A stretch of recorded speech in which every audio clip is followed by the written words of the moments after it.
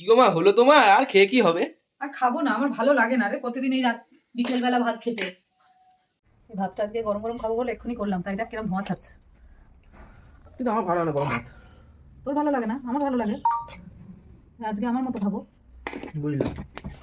আর কি করছো দাও? মা আজকে আর লঙ্কা দিতে হয় না। নেবি না? না। এই আলু ভাতের মধ্যে আছে দেখবি অনেকগুলো লঙ্কা। ঠিক আছে। এটা হচ্ছে উচ্ছে আলু ভাতে। মা অল্প দাও।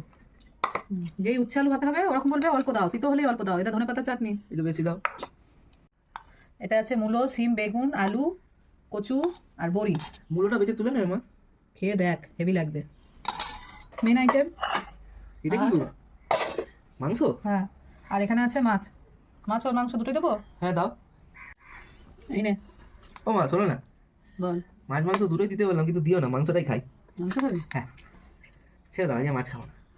তা নে, বসু কর, চারটে বেজে গেল। ও সব দিয়েই তোমার ছাড়ছে দেখো।